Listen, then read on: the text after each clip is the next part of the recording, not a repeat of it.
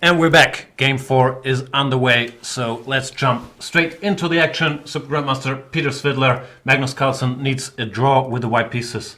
How does he go about it? This is an interesting choice because he is a very, very proficient bishop b5 check player. He plays it for a win. He doesn't even, play it to simplify as many people do.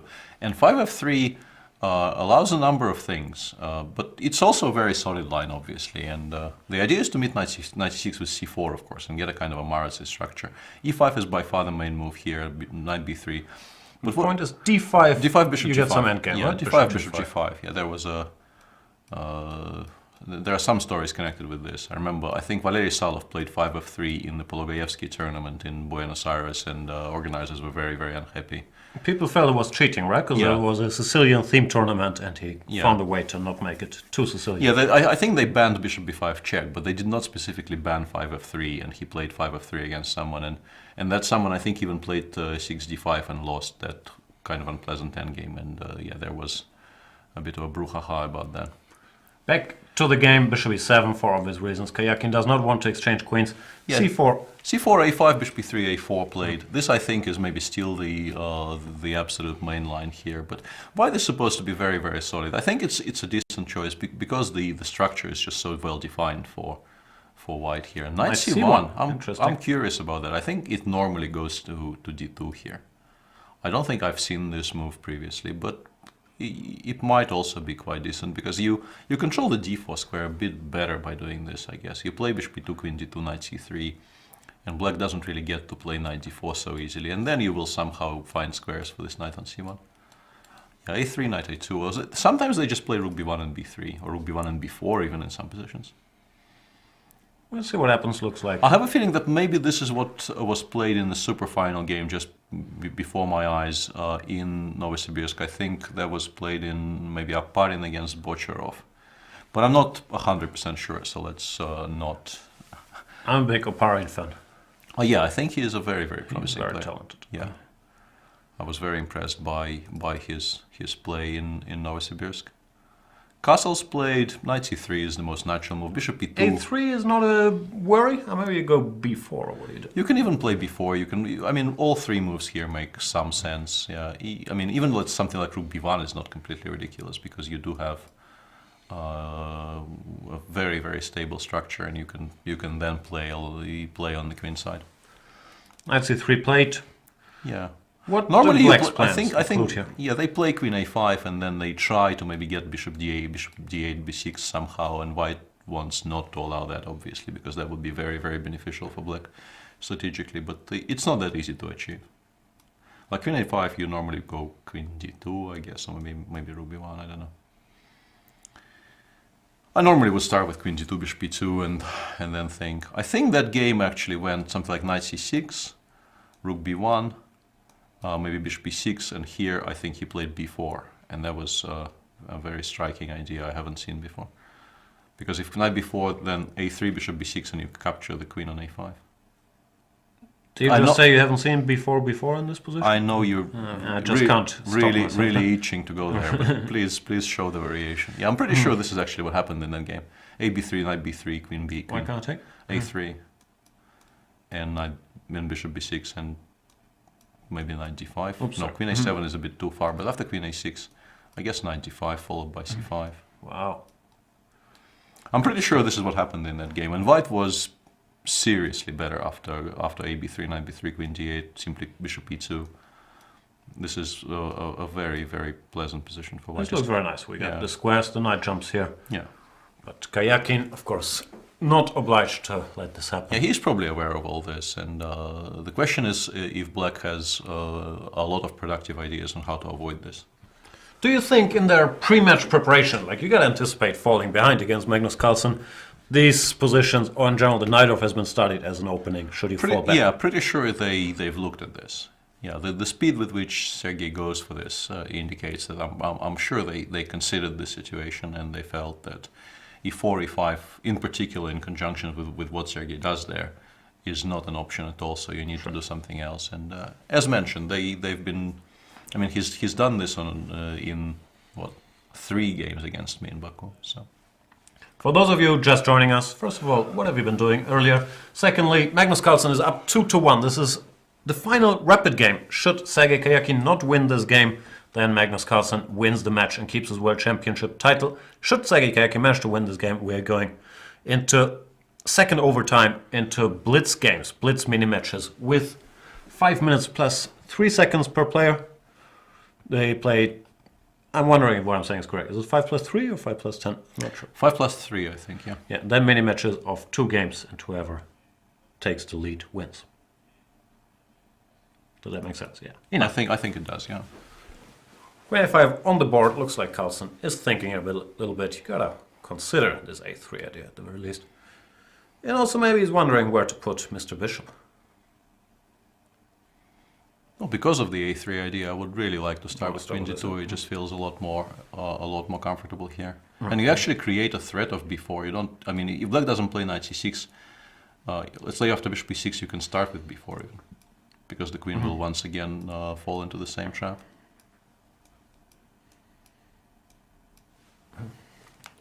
Yes, a nice construction. c5 is very hard to stop. Yep.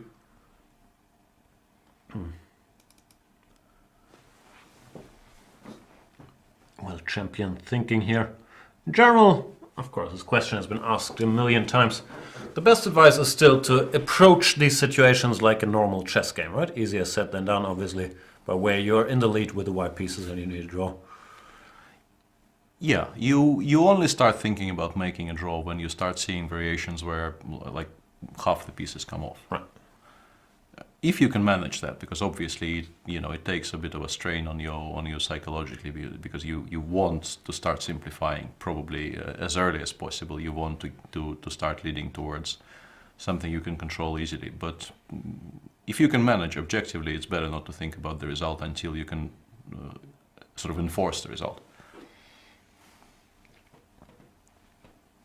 Who do you think is more nervous in this situation? Carlsen because the goal is near, or Karjakin because the end is near? I'm not sure. It's very difficult to judge. And I've been corrected in chat. It was, I think, Aparin Kokarev, not Aparin Bachurov. But it was played in the super final in November, October? November. Probably. Don't we still have November? Yeah, probably October then. Yeah, all these months, they all look the same to me. Yeah. Hamburg all month literally do look the same. It's always 5 degrees in the right. It doesn't matter what month it is. Queen g2 played on the board. One thing I'm wondering about though is bishop d8 a move at all?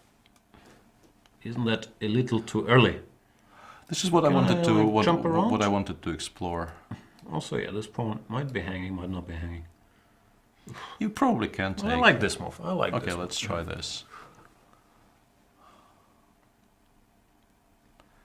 Yeah, black doesn't really get what he wants. Yeah, take and. No, this is definitely wrong. I think you need to start by taking on g2. And yeah, take with something. Capture king was my plan. Just to stop this. And I want to continue sacrificing it because I haven't done this to start protecting it suddenly, like bishop b6 or knight c6 or some move. Yeah, hard to say. But at least it makes the game complicated, but it could also throw away all of your chances here, because if white can take and consolidate... Push too early, then it could just be over, right? Yeah. Grab this guy. Yeah. For instance, yeah, if this is possible, and then go back and play knight g5 against anything, it might be a very simple plan and also a very solid plan against more or less anything black can do.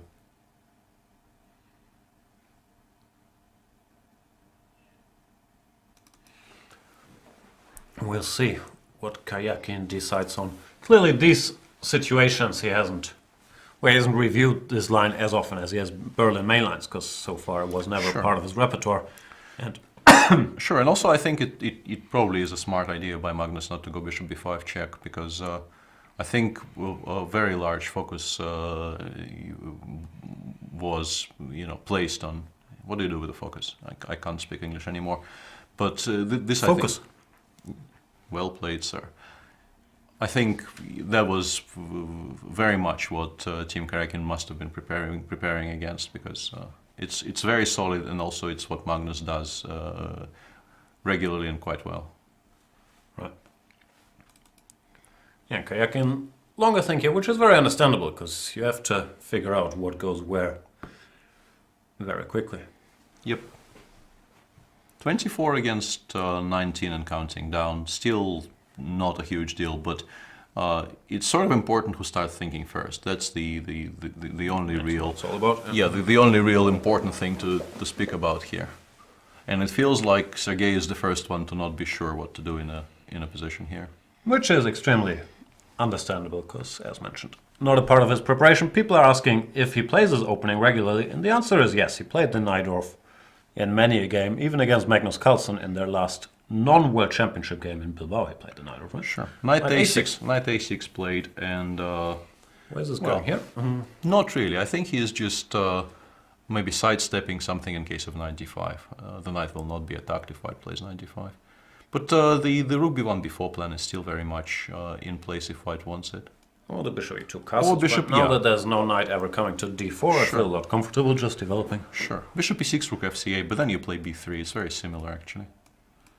White sort of almost always goes for this, and yeah, here there was a very amusing suggestion by the machine of taking with the a pawn and then going knight 1 a2, but sorry, I hear after. yeah, takes. I mean, rook fc8 here, b3. I briefly saw that the machine was advocating doing this, but yeah, you don't really need to. Although this is also probably very playable. Too subtle.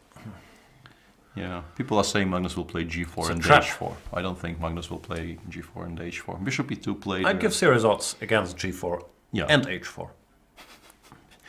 But any one of those two moves is still possible, you think? No, I think neither one of those moves nor the combination is possible.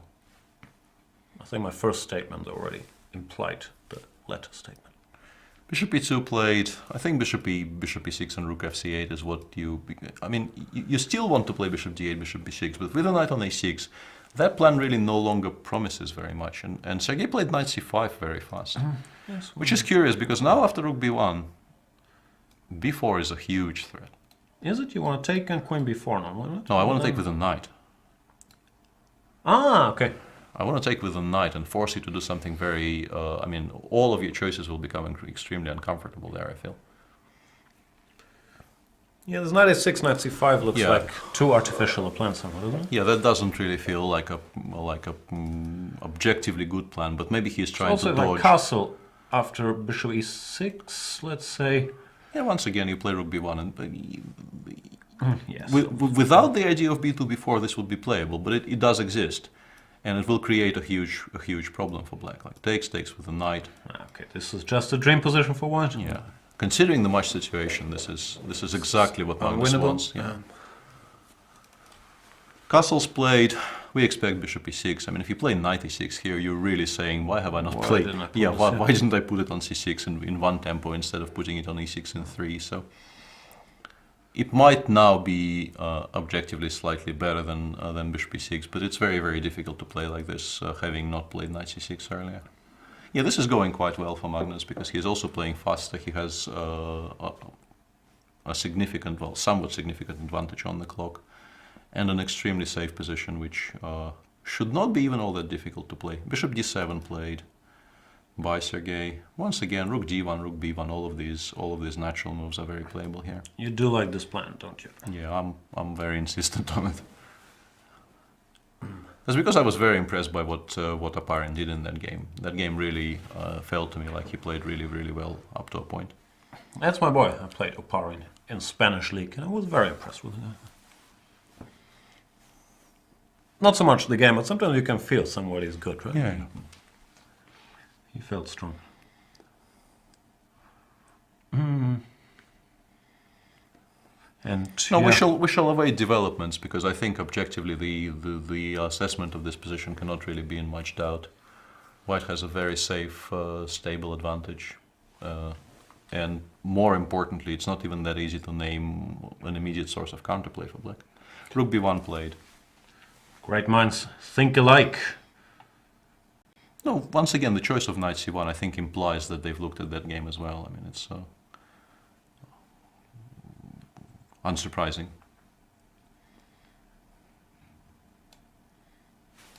You don't have to hurry with the pawn push. You can start with rook d1, maybe even bishop f1 later, but you don't also necessarily need all those moves.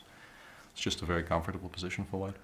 Yeah, black to make something happen, I feel like he has to, even if it costs a pawn, go for some kind of jump. Yeah, but Not saying it's great. yeah, rook d1, bishop f1 here actually does make sense to sidestep all kinds of potential pawn sacrifices later in the game. And then you probably still play b4. Eventually you do start expanding on the queen side, once you've secured your king side. Gotcha. By the way, do you feel that this is the established... I'm aware there have been other attempts, but the established try for a win at Super Grandmaster level is c5 followed by d6 in a must-win situation? Yeah, I think this is where people go these days. Knight e6, bishop b5 really doesn't feel like a better choice, because it gives white a lot of options to just really play really solidly, and then you can play either the knight or for the rouser, and we will now never know, but probably the rouser actually, because neither features a lot of variations where white can maybe This is one plus of Carlsen's f3. He doesn't want to find out if Karjakin had prepared the rouser or the knight. Yeah. Rouser was Karjakin Corona, right? Yes, with the colors reversed, so to speak, with Karjakin in exactly the same situation that Magnus finds himself in today. And it also, you can maybe say that because of that it's slightly more precise to start with knight f6 and move 3, but that allows other things, obviously. You can take on c5, you can take on c5 and play a somewhat simpler position, although black is immediately completely fine, but that's not the issue in this game. Rook f8 played logical enough move. Yeah. Well, you can play rook d1 or no, but d4. here in particular, before I think, especially in connection with knight takes b3, is how do you even deal with this? Yeah, and b4 blitzed out by Magnus. Very logical. Yeah, a b3 will be played. By the way, we've tried to explain en passant, somewhat unsuccessfully. Yeah, I was about to mention that, but. This Yeah, AB. I really like taking with the knight here, but it's unnecessary, I guess. AB4 is... Why not though? He doesn't want to whatever, queen a3, because knight No, takes queen b3. a3 loses material. That's sort of my point. Queen c7, or what do you even do? Queen a7? No, but then I can No, I understand it's bad. I'm wondering what bothered him.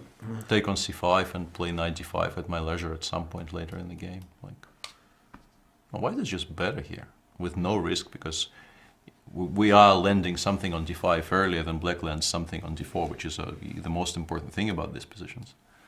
No, this is extremely comfortable. So, I don't know.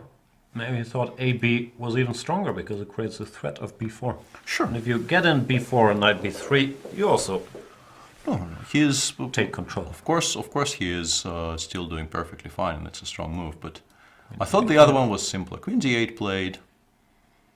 Yeah, you can continue just quietly strengthening your position. Yeah, rook d1, bishop f1. b4, knight b3 is sort of what you would want to do. Yeah, also, Well, of course, the game continues. Also knight d3 simply, and this is what he played actually is I think very unpleasant to face, because you kind of want to take on d3, because otherwise knight b4, knight d5 comes very quickly. But you also don't want to trade pieces with black, because with every trade it becomes a lot easier for white to play. So if we go here, which looks like the desperate move. Yeah, knight b4. Yeah, knight e6 played, knight b4, and now... You can even wait for a move to have bishop f1 after knight f4. Here black does have knight f4, but you can also ignore it. And knight b4 actually blitzed out by Magnus. Magnus playing really fast. Well, this does not really. No, it's not a threat. Yeah, You can continue ignoring it. And bishop c6 played by Sergei, because he needs to get rid of this light square bishop. If he trades it off for a knight, he will be somewhat happy about his situation, I guess. Not too happy, no. No, not tremendously happy, but somewhat happier. But yeah, white doesn't really need to do anything immediately. Now you can start improving your pieces slightly, like rook f1, bishop f1, as we mentioned. These are sort of the autopilot improvements here, here, and even king h1 to step out of any checks on b6 or c5 ever. Well, for black, it's very hard to create serious counterplay. You go for h5, h4, knight h5, these types of ideas to at least start distracting white on the king side, because you really aren't going to do anything on the other side of the board.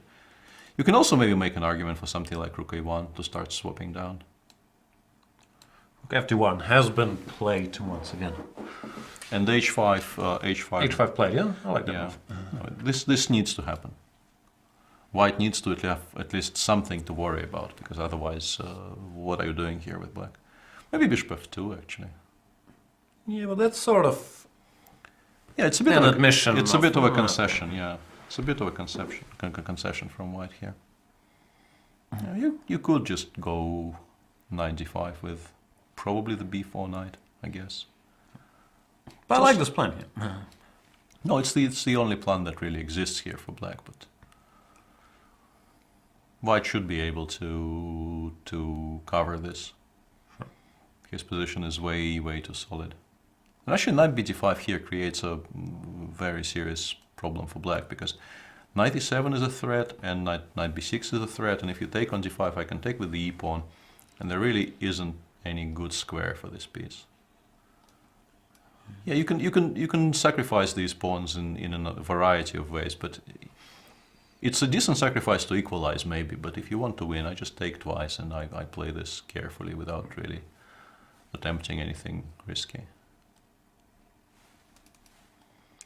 We'll see what Carlsen decides on. No bad choices, but still, Karjakin is doing what he has to do. Trying to mix it with h4. And something might happen on the dark squares. 19 against 15 on the clock, so both are, considering they've already made 19 moves, they're playing very fast and yeah, leaving themselves time for the big decisions, because it probably will sharpen up at some point. Black will very likely have to sacrifice something, in particular, some kind of variation like the one we just discussed, where white places something on d5, black snaps it off and plays either knight f4 or knight d4 to get the dark square bishop, and then try to get some kind of desperate counterplay on the dark squares. But white, if he plays well, should be able to control all that.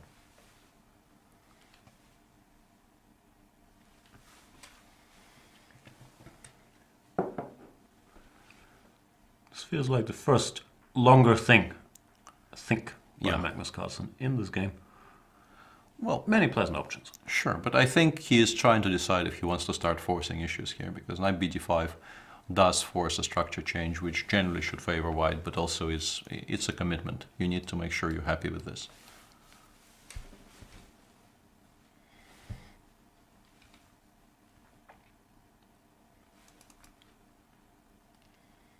And also he's got plenty of time, obviously, to settle on something.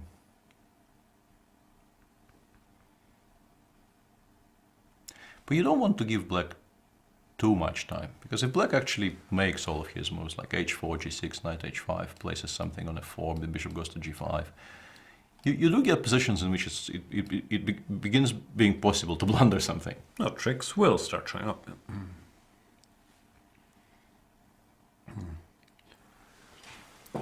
In the history of World Championship matches, this is only the third tiebreak, right? Because it used to be, you spoke about this bit at the beginning of the show.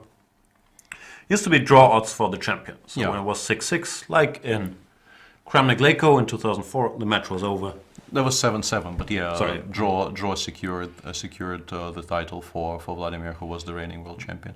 Yeah, we had, I think, two tiebreaks. One in Kramnik-Topalov in the infamous Lista match. And Toilet Gate.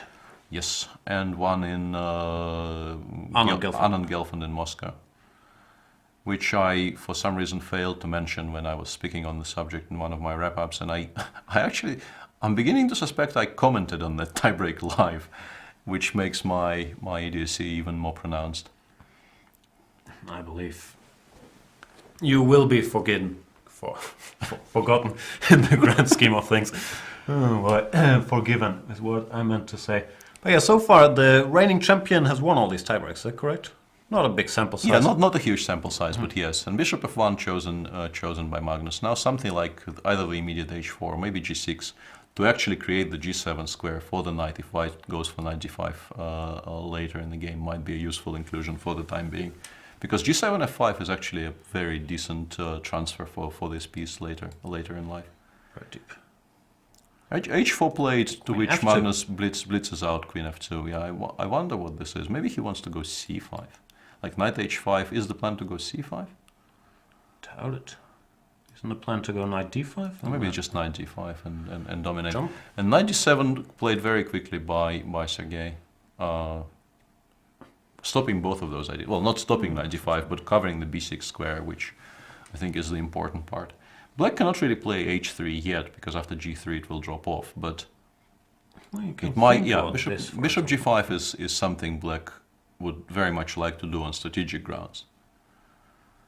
Like, I This think, move, Queen F2, something feels a little off about it. yeah, Can't quite put my finger on it wasn't really necessary, I feel.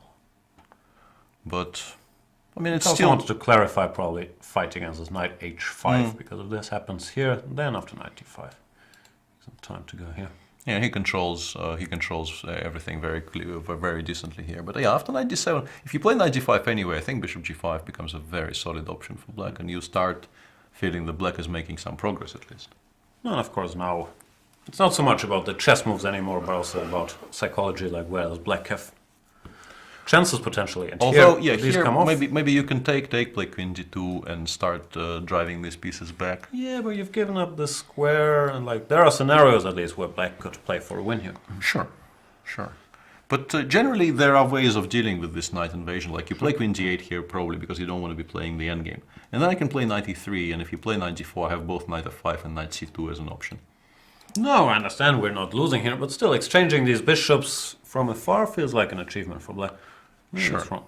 Sure, but once again, the position still remains somewhat concrete. So if you can work out this line with Queen D2, Knight E3, and it does feel like it's reasonably forcing, you might just go for it because it feels like, yes, it's a trade Black generally wants on strategic grounds, but it's also a trade, which is something you should welcome in general.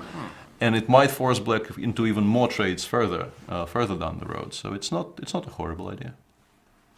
We'll see what Magnus Carlsen embarks upon. Is that English?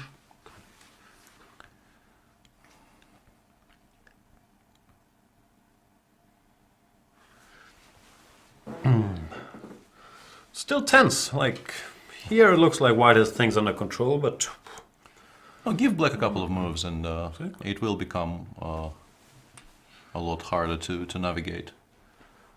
G3 played. Whoa. This is interesting because Fighting against Bishop G5. I think he mainly wants to play Bishop H3. I think he likes this square for the bishop, and it's understandable. It's a good square, but still, it gives Black maybe something to aim against.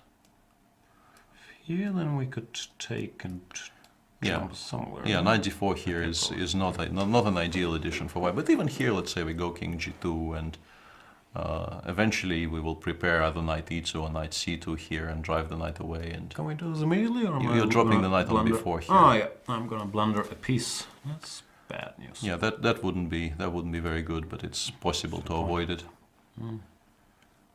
But yeah, G3 feels like yeah, maybe he had better options, but things are not out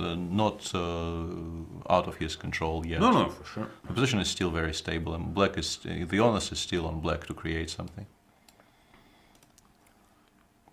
But it's a slightly weakening move, which Yeah, it does create targets potentially for the future, but I kind of like it because it shows he's not just trying to play passively, but actually to make something happen.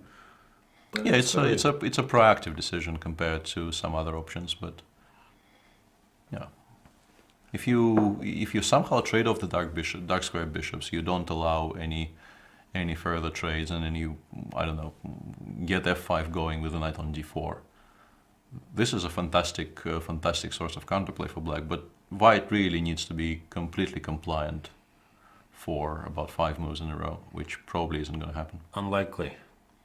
Yeah. Not the compliant type, this Norwegian dude. Not that compliant, no. And 15 against 12 and a half on the clock. This is going to be a very tense game, unsurprisingly.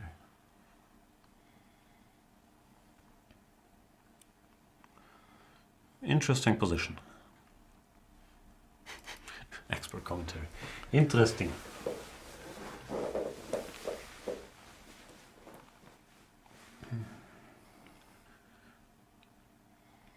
Do you think both players managed to forget, quote-unquote, about the match situation here and just calculate moves? Or to what extent can you forget about it? No, it's very difficult.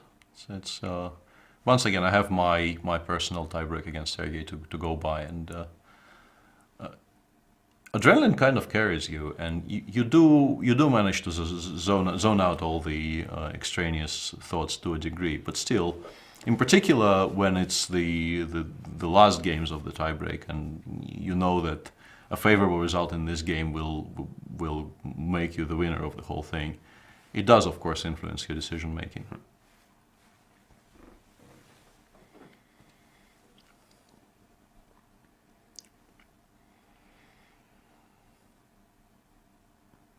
As we concluded the other day, a wounded shark is the most dangerous shark. Yes.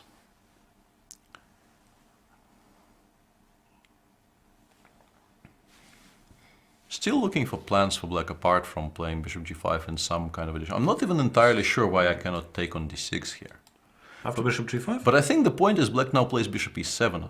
Or bishop, queen f8 is an even stronger move. But I was about to say bishop e7, knight c6, bc6, and then claim you have fantastic compensation on the dark squares, but you just don't, I guess. But queen f8 is very strong. Far from obvious, but yeah. Yeah, queen f8 followed by, I guess, the simple threat of bishop e3, knight d4, maybe even. Or maybe the immediate knight d4. The rook on d6 might get stuck. What are we talking about? Rook bd1? Rook bd1, and now, yeah, a number of options. You probably should include hg3, hg3, but... All right. Yeah. And here, yeah, knight d4 picks up this rook on d6.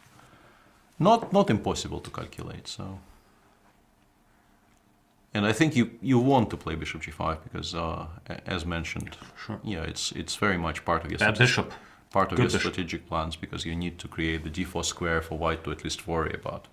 For the time being, white has no sources of worry even.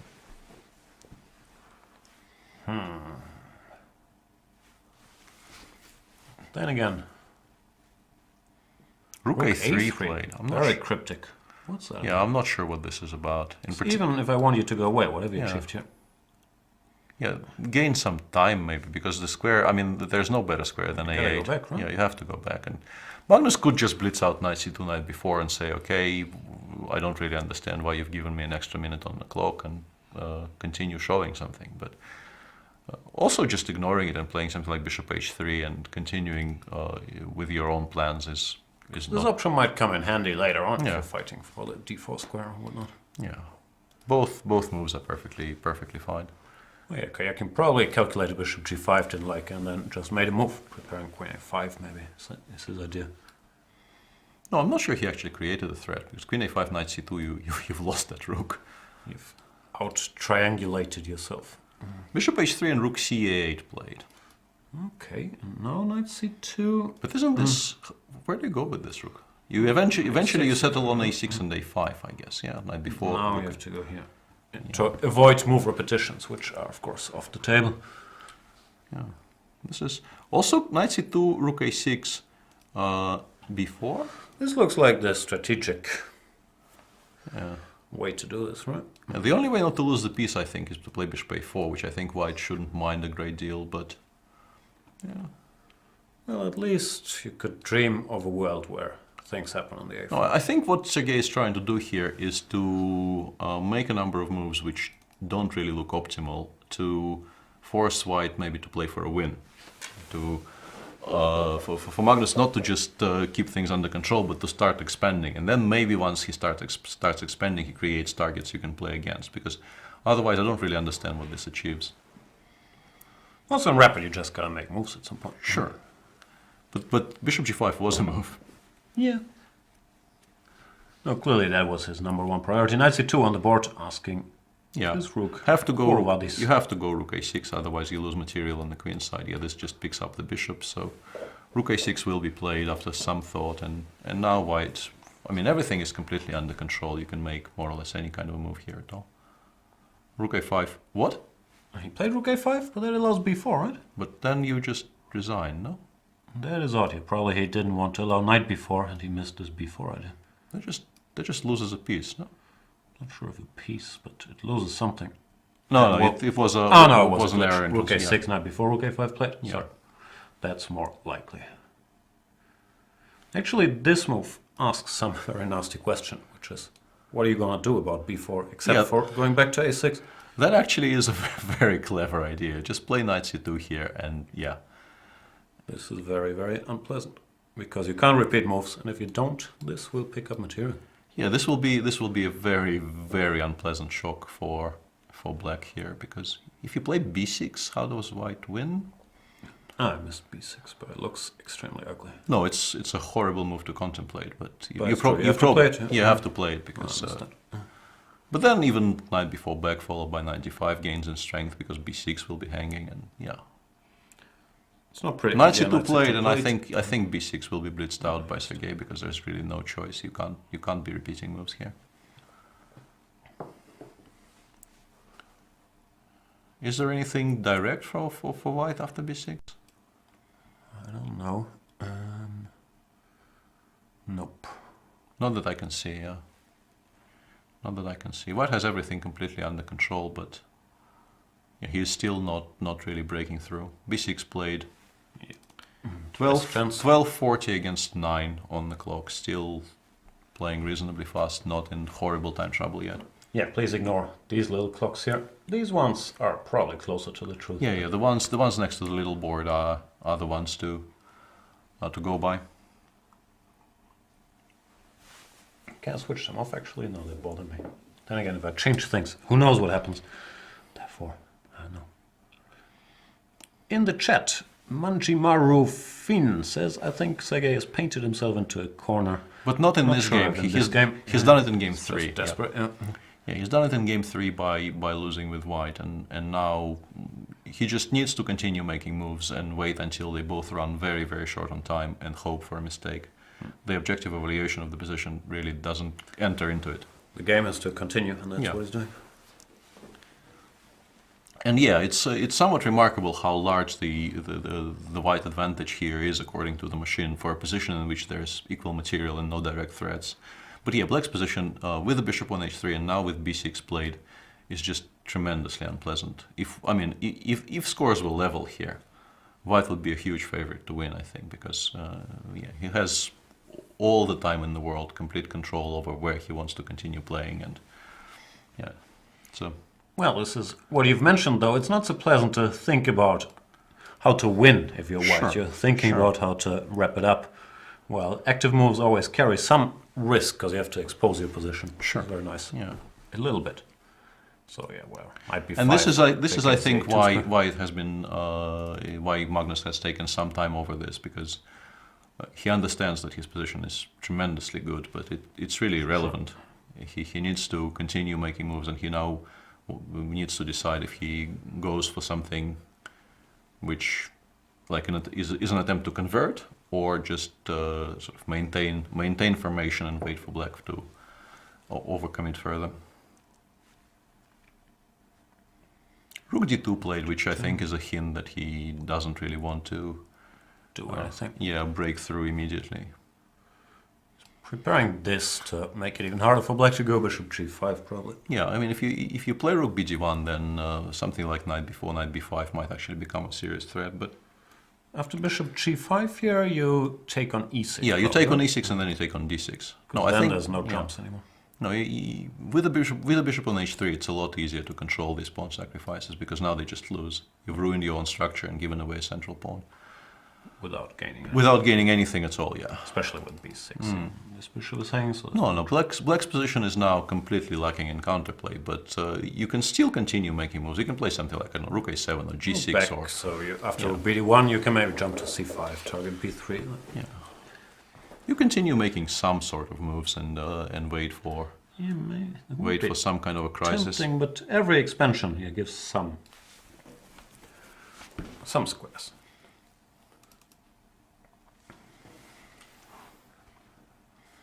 I know you like to give odds. What are Karjakin's chances here?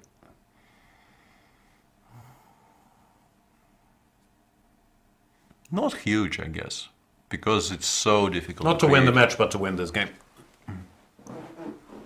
I'm really horrible at line setting. I've no idea.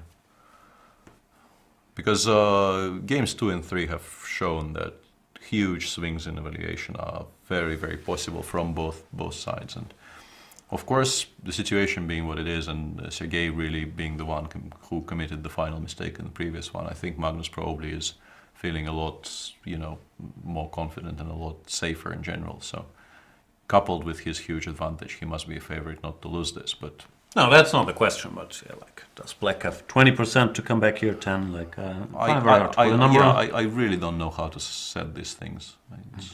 It's not a large number, but how do you define it? How you calculate it is really not something I understand. Not gonna be bookie anytime soon. No.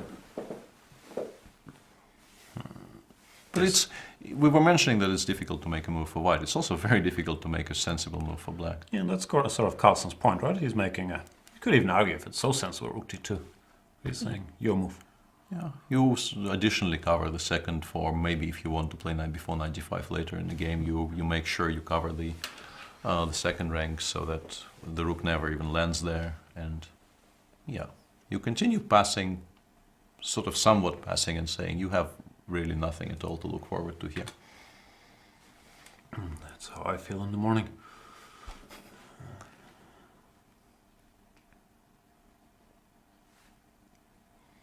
And 3 minutes already for Sergei to settle on a move here, which I think is a very large illustration of how difficult it is, because he knows he needs to play fast, because his one chance is to force Magnus into some kind of a desperate time trouble with I don't know, less than a minute on the clock for both of them in a position where there's still a lot of pieces on the board. Yeah, that also goes to show that rook d2. It's not praised by the computers or anything, but it was a good practical move because it asks Black very, very difficult questions, and especially with this match situation, the quality of moves can't really be expressed by this is 130 or this is 080. It's more like this keeps things under control, and this doesn't. Yeah, and rook d2 is a very nice, quiet move to just pass the options to Sergei and say, yeah, show me what you've got. Yes, you do. And Sergei is down to maybe even less than 5 minutes, according to what we have on our screens. We don't know how precise this is, but we're being told it's pretty close to the actual times. Do you think he's trying to pull a Grishuk and get into desperate time trouble to maybe make Carlsen drop his guard a little bit? I'm aware these things normally aren't done consciously.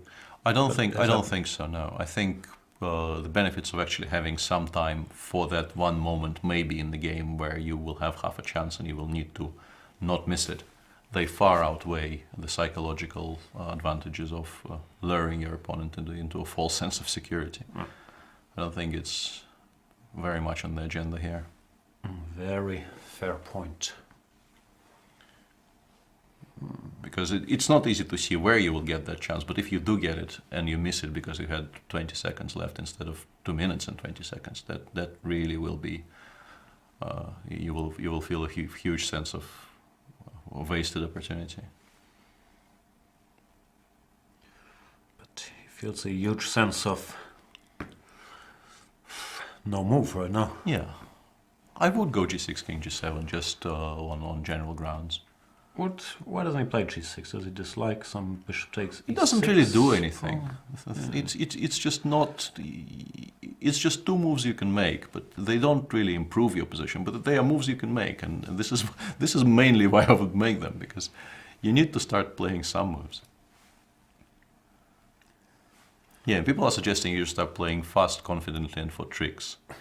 Easier said than done. Yeah, but show me a trick. Yeah, in this position, the first 2 you can sort of pull off, but the third one is difficult. The problem is trying to open anything is normally suicide, like here, Yeah. b5, either b4 or knight b4. Before just picks up just sort stuff. of immediately starts winning material, a lot of material even. Yeah. No, this is the issue. You cannot really force anything at all. You need to continue making some kind of waiting moves and wait for Magnus to start doing something. And that's not do. Yeah, and that's not a particularly attractive situation to find yourself in this position, because the position is just very, very unpleasant. But still, maybe we're lacking moves, but to spend 5 minutes here, well, apparently now he's played queen c7. Yeah, it is a waiting move. It also allows white, if white wants to pick up the h4 pawn, which might not be so ridiculous. But Well, you should take here first now. yeah, you start by this. You take on h4, and bishop g5 will come later. It's not stupid. No, it looks good, but still, it's a committal decision, which I'm not sure you're Yeah, willing to take. rook bd1 played, which is a lot more expected, obviously, because why would you? Why mess with the status quo when Karjakin is thinking about his moves, right? Yeah. 10 against 3.5 or so. Yeah? I probably should stop announcing that because it is on the screen, but it's relevant here. Yeah. And the previous move has taken Sergei something like 5 minutes to make. Which is not a good sign. Yeah, reminding us of the old Petigorsky anecdote, I think. There were those tournaments sponsored by Petigorsky in the States. I'm not sure of the exact era. And during one of those tournaments, one of the players thought for about 40 minutes and played a move like, I don't know, Queen e7, e6. And Petigorsky's wife, who was watching in the audience, exclaimed, "He thought for so long and made such a little move." So yeah, 5 minutes here, 5 minutes here to spend to play Queen d8, c7 does feel like a lot of time to make such a little move. But there aren't. So you feel you should have played like a longer range move with all this time. But he doesn't. There's not that many. Yeah, he doesn't really have long range moves here. There's no squares. Yeah, and bishop f8 played. So he really is taunting white now with the idea of taking on h4. I would actually take. You don't even need to take on e6 now. I think you have so much control over the proceedings. But that's what you're hoping for, right? G8, knight f4, and still in great shape. But I would never allow this. Yeah, maybe not, but. But yeah, it's also not immediately obvious how white breaks this down. But you don't have to break it down. You can play king h1. Sure. No, there's all kinds of sensible waiting moves for white, which continue asking the same question from black. But because bishop f8 doesn't necessarily improve your position, right? You could argue now you no longer have bishop g5 or knight g5. Yeah, well, with the bishop on h3, you never really had those ideas available to you anymore. Fair enough. Gh4 played, so... You're right again. You're right, me wrong. I'm not sure if... yeah. When I say I would have played Gh4, I'm saying it from here, from the commentary booth. I'm not sure I would have played this over the board, to be honest. No, well, you called it. It's very easy for me to call stuff from here. These are not my pieces.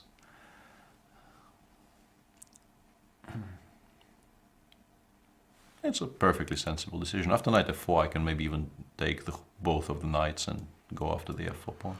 All of the knights. Yeah, like take here, take here. Really? Go knight g2, knight g2, knight, maybe even knight e2 immediately, but that kind of allows f5. Now we're almost mixing it. White is still hugely better here. Yeah, I'm not saying. EF is better, e5 is better, followed by knight takes f4.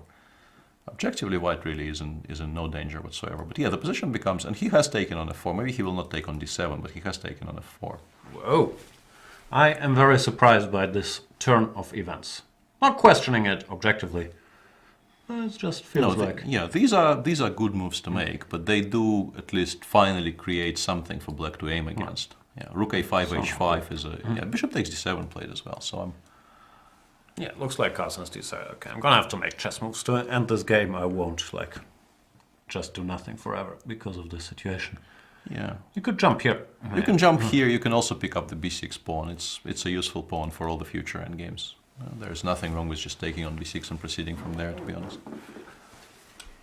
Still, he's created a universe where at least you could imagine some tricks, I don't know, sure. b6, d5, bishop c5 check, while earlier it was very hard to think of it. Yeah. You probably won't work. Yeah, you probably run into b4 and white just collects everything. Yeah, queen goes back and you win all of these pawns. And now I take all of your material. But yeah, you need to suddenly calculate all this stuff, which you didn't really need to calculate anything at all a moment ago. But you are probably objectively winning now. So yeah, I don't like either GH nor bishop g7. Well, I think they're sort of connected because allowing this knight to land on e5 would be even worse. No, that's a fair point. Actually, after GH, you have to do it. So, should focus my anger not my dislike towards GH4. Yeah. Psychologically, maybe it's the correct, well, I don't know what I'm talking about. Maybe it's the correct approach, not to try to just do nothing forever. Yeah. Also, 8 against a minute and a half, so you still are the side in control of the clock, which I think is very, very important. If the clocks were reversed, you would really feel like black might be in with a shout here, because you will have to start to calculate here. It no longer is a plain sailing. It is, I think, objectively winning for white, but it's no longer plain sailing. Knight b4 played. He wants to, put something on the d5 square, which is sensible. Yeah, it's a good idea. And good old d5 does not quite do it, right? Yeah, we take on c6. This year we have knight d4, and after queen takes c6, we can play e takes d5 for the time being, and then also actually knight d5, bishop c5, king h1. That's what I wanted to show you. Yeah, that's quite cute.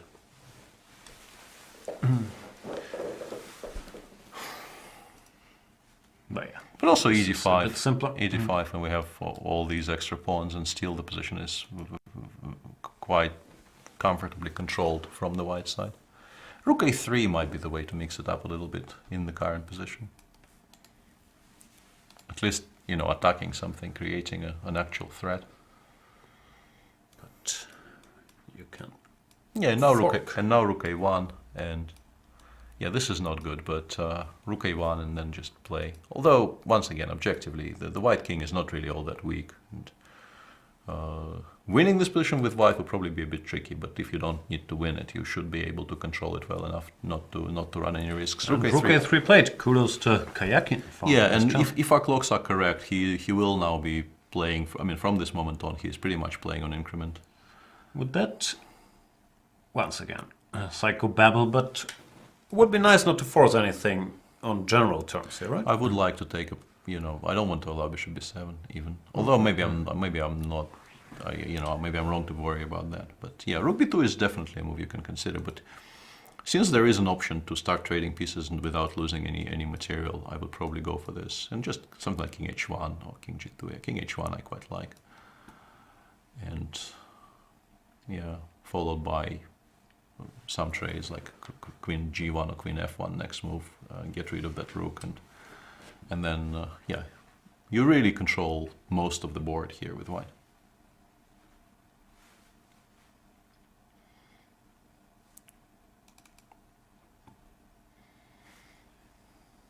A lot of action. Yeah, this could get a bit tricky because the king is not that safe, and now the idea of doubling the rook on the a file actually is somewhat paying off, because you are creating some sort of nuisance threats on the queen side, which might distract white. Yeah, it's snagging, right? You don't really want to put a rook passive to defend that. Yeah. Carlsen, he used to go these gh4 and then start a lethal kingside attack on the open g file. Yes. At least I read an article about that topic. I'm not sure how often it happened. Maybe Magnus read too. We'll see.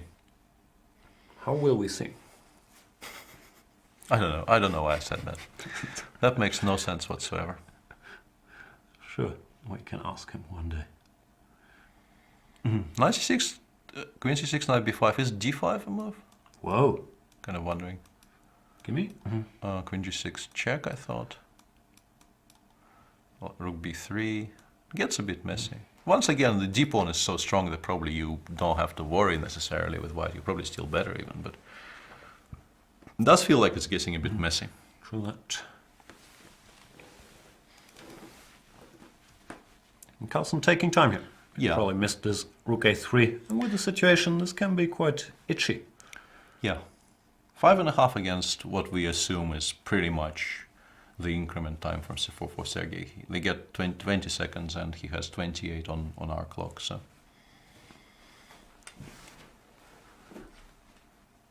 what happened? Nothing happened so far. Magnus is considering his options here. Question in the chat, what about rook a2 is what Mr. Blue Car is saying, but we can take, right? Yeah, that gives up the material. Yeah, you don't really want to start. You don't really want to start giving up your queen side. Would be a good idea if rook b3 was not allowed, but it is. Still tense. Yeah, it is still very, very tense. And as we mentioned, once you go for what can loosely be described a conversion here for white, you do give targets for counterplay in most cases. No, kudos to him for going for it, but 3h4 I found very, very surprising. Just you don't know what's going to happen, and it does expose the king. Yeah, and Can we take here, by the way? that might not be a bad idea at all in term. I mean, for match situation, because it gives away most of your advantage. But this position you probably just never lose. 94 followed by 92 at some point. He has taken on c6 though, so finally there are developments. Also very sensible, probably. This knight b5 or Yeah, knight I'm pretty b2 sure is this is fine, followed. yeah. This is followed by knight b5 because otherwise I think you look for other options. Even this, nah, you don't do this, right? You could, yeah, followed by curious. queen g2 and Yeah. I mean, he does go for knight b5. It's I a think. sensible approach. Yeah. Even if that other plan of actually going for the Korchnoi type attack on the other side, rook b3 played very fast by Sergei. This is Strange sacrifice. He has Yeah. not missed this. He wants queen takes c4. yeah. He feels that if you imagine in this position the bishop landing somewhere on c5, black will be doing very well, but it's far away from those We have squares. the tempo to go away. Yeah, king g2, king h1, any of those moves, and yeah. No, objectively, white is still in control here. King g2 probably stronger than king h1 because you want to keep the pawn on f3 protected, so that you can play something like queen d4 here, queen d5, and start activating your pieces. Yeah. Second rank is covered, so yeah, this looks very, very... Queen e2 played by Magnus. He's trying to stop b5, I guess. Yeah? Yeah, he wants to play rook b2. He also sidestepped all of those d5, bishop c5 ideas. Can you still go d5 for us? I can take with the rook, and take, yeah, nothing happened. king g2, rook 1 d2 even, or rook 5 d2. Should be 7s on the board, targeting Mr. h4, whom you can keep or you cannot try. Yeah, you can trade it off for, I mean, you can play rook b2, rook takes b6 here, for instance, if you want.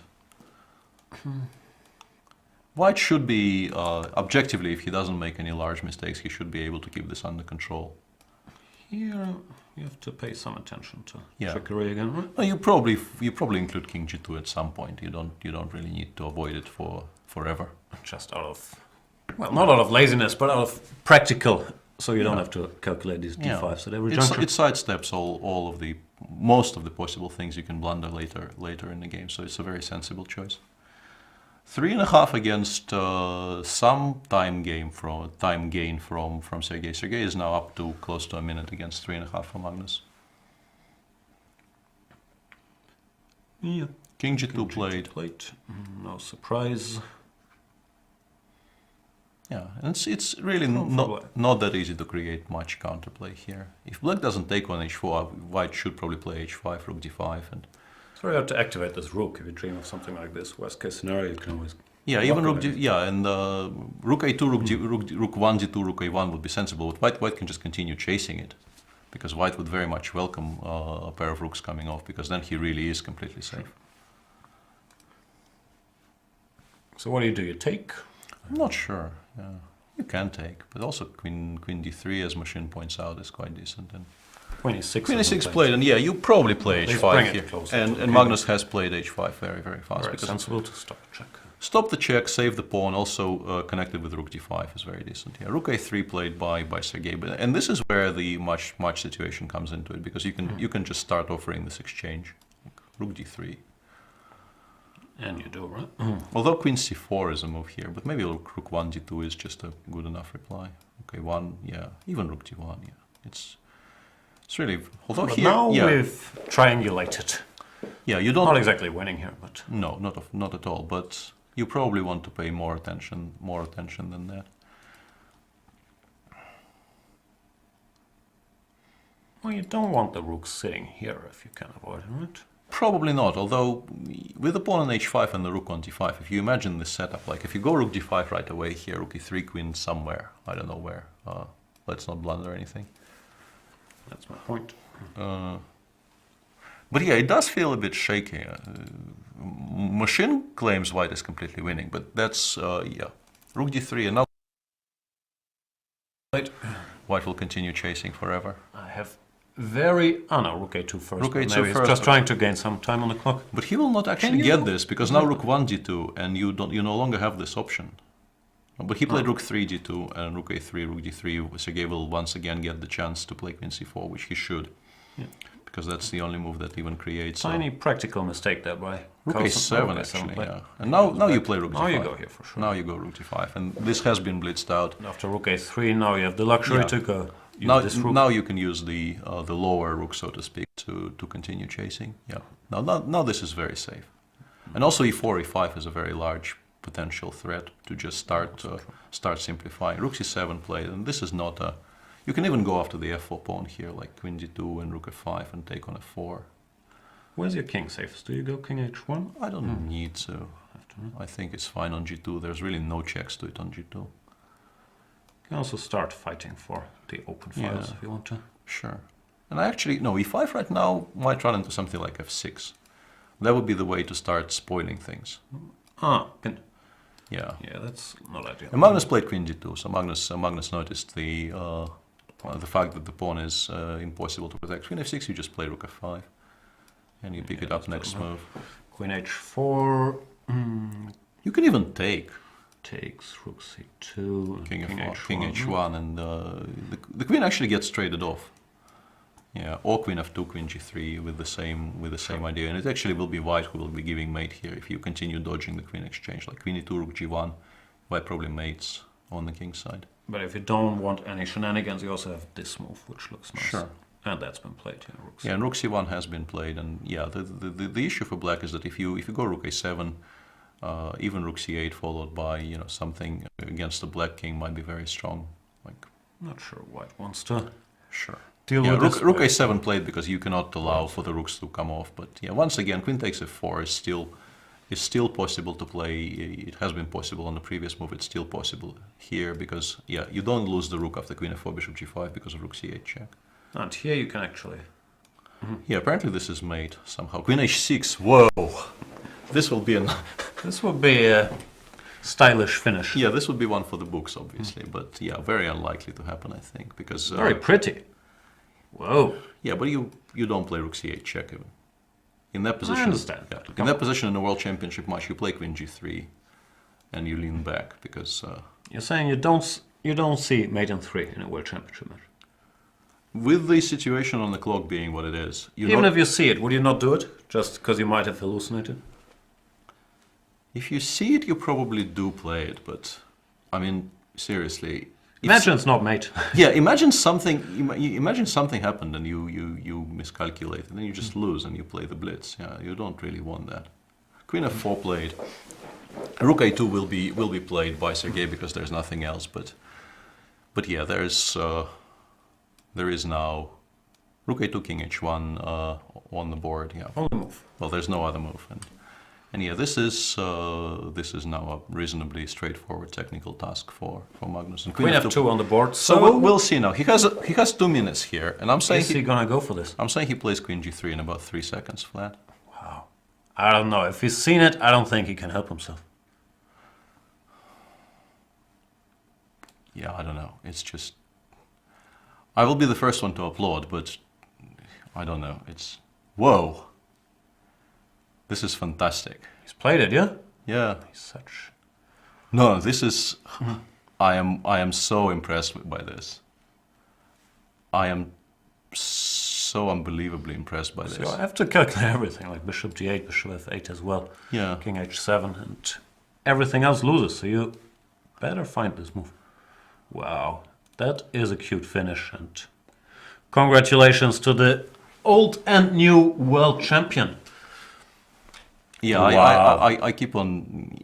I know it's a minor point, but this actually is incredibly impressive, considering just For the history books, this is a big one. considering just how winning the position after queen g3 is. To go for this with 2 minutes on the clock, to be so sure in your calculations to go for this. I'm very, very impressed. And the game is over. It is mate. Next move, gh6. Rook takes f7 would have been mate. Very rare mating construction. Or king h6, rook h8. Similarly rare. That means Magnus Carlsen wins the rapid tiebreak with 3 points to 1 and keeps his title as world champion. Congratulations and happy birthday to Magnus Carlsen. And I believe it's also in order to congratulate Sergei Karjakin for an incredibly tough fight. He won 15 rating points and gave everything. Yeah, it was a lot closer than I think Anybody thought, most pundits gave it credit for before the start of the match, and he gave Magnus a real fright. And had he held the 10th game, I think he would be an overwhelming favorite to win the title. So. Or won the 9th game, right? He was or very close to it. or even if he managed to calculate a little bit further in the line he spent all his time on, he very possibly would have won the 9th, and that probably was game over. Absolutely. So Magnus Carlsen, yeah, with a bit of a scare, even today, let's not forget, in game 2, he blew this kind of completely winning position, where he was also 10 minutes up on the clock, which must have put him in a horrible mood with a 1-1 score. But then in game 3, yeah, he played a very aggressive opening, but managed to come through. And game 4 is an impossible situation for Black. There's really very hard to criticize anything here. Yeah, you look at this game without context and you think this is a really horribly played Sicilian from Black, but That's not the point. he just needed to keep the pieces on the board and hope for a mistake, and mistake never really came. You can criticize some of Magnus's choices, but none were bad. Maybe they were not best moves, but they were solid. And when it counted, he calculated everything very cleanly and converted. So we are, I believe for now, left with, first of all, thanking you guys for sticking with us. Apologies for the occasional hiccups. Apologies for me not shutting up and letting Peter talk about chess, the usual stuff. But I've enjoyed it. Thanks a lot, Peter Svidler, for bearing with us and explaining this World Championship. It's been my pleasure, and it's been very interesting to comment on, because I think people could continue saying this was even today I saw some remarks on this not being the best World Championship match ever. Maybe it wasn't. It's difficult to judge, but it was. There was plenty there to get excited about, and I enjoyed commenting on it a lot. And once again, thanks for watching. Thanks for giving us inspiration in chat. And we'll wait for. I don't know how I want to finish that sentence. We'll wait. If you guys want to support Chess24 so that we can keep doing all these broadcasts and have more video series, because if you click on learn, you can actually watch hundreds of videos of this gentleman. Some of mine are crappy, but I didn't say that word, ruining it in the end. Mine are great too. So if you want to become a premium member, it will help your chess, and it will help Chess24, which I call a win-win situation, which was very tough to construct in this tiebreak match. Someone had to lose. Sergei Karjakin is a loser, but he will hold his head high. We're out for now. We're probably back tomorrow with highlight videos or a recap show, whatever. We have a day, or you have a day left in Hamburg, as far as I know. Yeah. So we'll do something. Fiona will fill you in on the reaction in the outside world. And by the outside world, I mean the Twitter sphere. That's as far out as I go. Thank you guys so much for watching. Thanks a lot, Peter Svidler. Congratulations and happy birthday, Magnus Carlsen. Now where do I click? That's the eternal question. Probably here, yeah?